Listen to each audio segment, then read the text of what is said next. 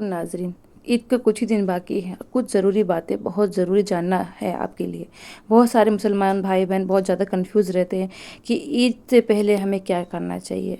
बहुत लोग नहीं जानते, तो उसमें कोई बुराई नहीं है। हमारा दीन तो कहता है कि जब तक उम्र हो तो आप सीखें।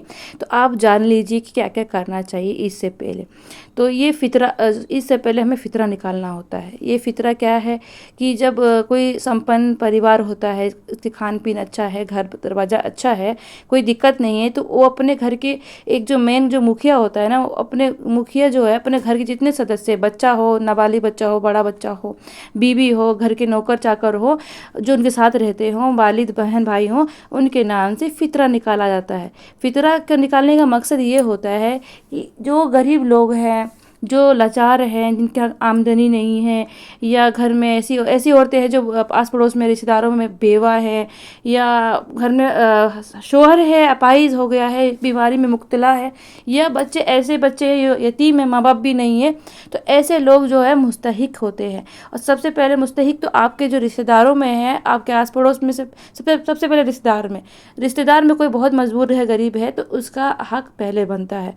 और फ़ितरा देने का तरीका क्या है, उसके बाद जो आपके आस पड़ोस है उसका उसका हक है। तो पहले हक आपका रिश्तेदार का है, जो गरीब रिश्तेदार है, और दूसरा है कि आपके आस पड़ोस के लोग। और इसका निकालने का सही तरीका क्या है हम पूरी वीडियो में जानेंगे। मगर चैनल को पहली बार आए तो चैनल को लाइक कमेंट सब्सक्राइब ज़रूर कर लीजिएगा। और जो मतलब तरीका ये है कि अगर आपके घर में 5-6 सदस्य हैं, तो सदस्य पे व्यक्ति पे 1-1.5 किलो से 2 किलो गेहूँ बनता है।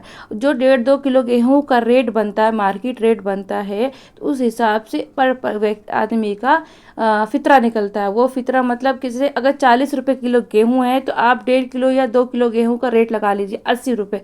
तो 80 रुपये पर व्यक्ति पे फ़ितरा बनता है। तो अगर घर में 7 लोग हैं, तो 8 को मल्टीप्लाई करें, 8 8 8 56, मतलब 570 रुपये बनता है। 570 रुपये एक मतलब फ़ितरा पूरी फैमिली की तरफ से जाएगा। अगर 10 लोग हैं, 80 रुपये गेहूँ का बना अगर तोल के 1.5 किलो का, तो 800 रुपये जाएगा। तो फ़ितरा निकालना बहुत ज़रूरी है।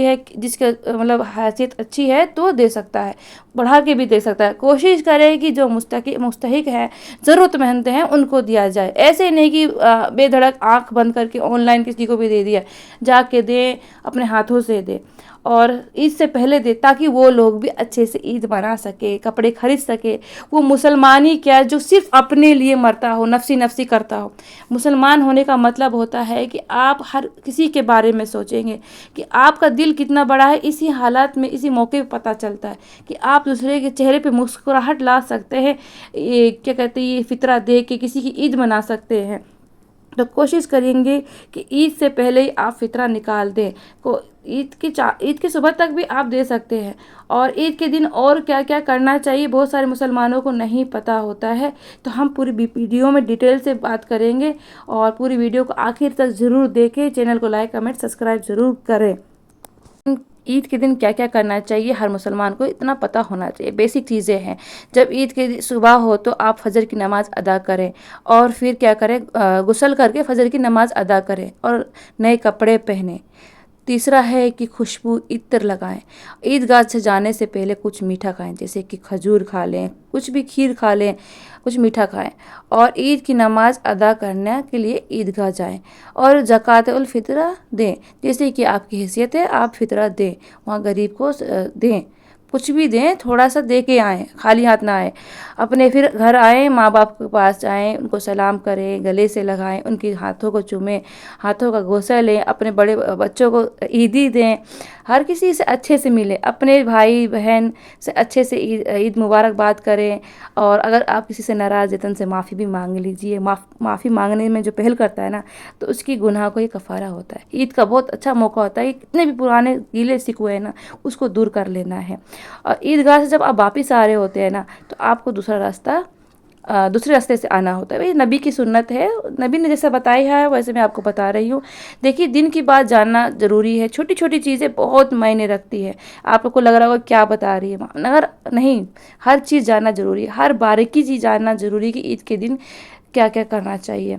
اور کوشش کریں کہ عید کے دن اچھا ماحول بنا کے رکھیں اور سب کا خیال رکھیں، گھر کی خواتین کا خیال رکھیں، گھر کے بوڑھے بزرگ کا خیال رکھیں، بچوں کا خیال رکھیں، اور خواتین کا کام ہے کہ اپنے گھر والوں کی خدمت کریں اور اچھے سے عید منائیں۔ اور میں دعا کرتی ہوں اللہ پاک سب کی عید اچھے سے خیر سے گزرے۔ اللہ